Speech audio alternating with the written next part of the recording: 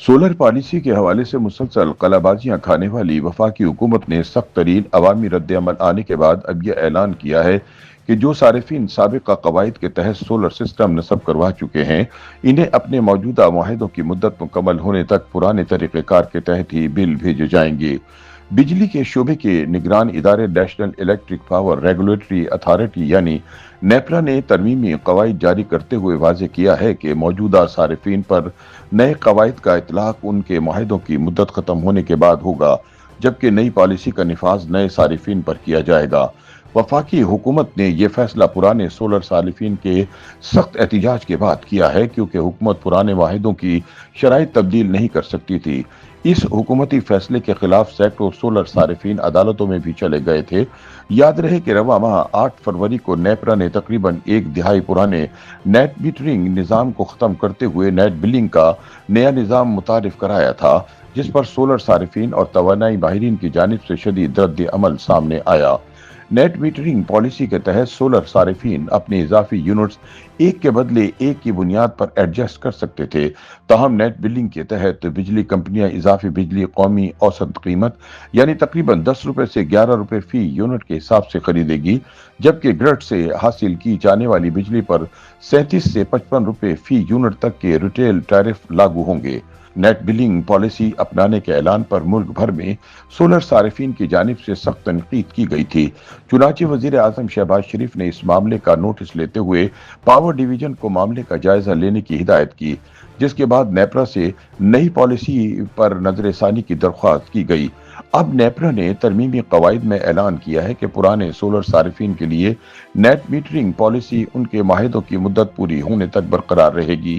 نیپرا کے مطابق مجوزہ ترمیم کو 9 فروری 2026 سے مؤثر تصور کیا جائے گا اور اسے ماضی سے لاگو سمجھا جائے گا، تاکہ وہ صارفین جو بجلی پیدا بھی کرتے اور استعمال بھی کرتے ہیں، ان کے بلنگ کے طریقہ کار میں کوئی فوری تبدیلی نہ ہو۔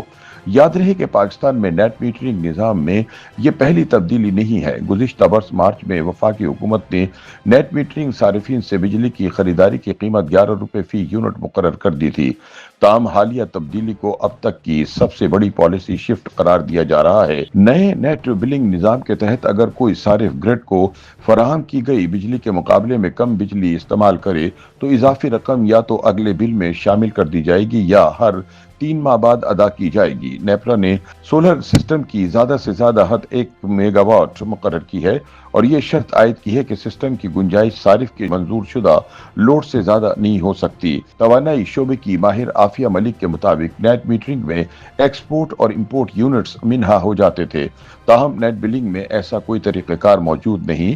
ان کے بقول گرڈ سے لی جانے والی بجلی پر وہی نرخ لاگو ہوں گے جو نان سولر صارفین ادا کرتے ہیں، جبکہ اضافی بجلی قومی اوسط قیمت پر خریدی جائے گی، جو اس وقت تقریباً 11 روپے فی یونٹ ہے۔ دوسری جانب صارفین کو گرڈ سے لی گئی بجلی پر 40 سے 50 روپے یا اس سے زائد فی یونٹ ادا کرنا پڑ سکتے ہیں، جس سے مالی فائدہ محدود ہو جائے گا۔ توانائی کے شعبے سے منسلک زیان بابر کے مطابق نئے نظام میں ڈسکوز سولر صارفین سے اضافی بجلی خریدے گی، تاہم صارف کی اپنی کھپت کا بل عام مہنگے نرخوں پر ہی بنایا جائے گا، البتہ فراہم کردہ بجلی کی رقم بل سے منہا کر دی جائے گی۔ ان کے مطابق نئے قواعد کے تحت صارفین کو اپنی منظور شدہ حد سے زیادہ صلاحیت کا سولر سسٹم نصب کرنے کی اجازت نہیں ہوگی، تاکہ گھریلو صارفین ضرورت سے زیادہ بجلی پیدا کر کے گرڈ کو فراہم نہ کرے۔ ملک میں بجلی کی بڑھتی قیمتوں اور سولر پینل کی کم ہوتی لاگت کے باعث حالیہ برسوں میں شمسی توانائی کی جانب رجحان تیزی سے بڑھا ہے۔ ماہرین کے اندازوں کے مطابق اس وقت ملک میں 7000 میگا واٹ بجلی سولر سسٹم سے پیدا کی جا رہی ہے۔ عافیہ ملک کے مطابق نئی نیٹ بلنگ پالیسی سولر صارفین کے لیے زیادہ پرکشش نہیں رہی۔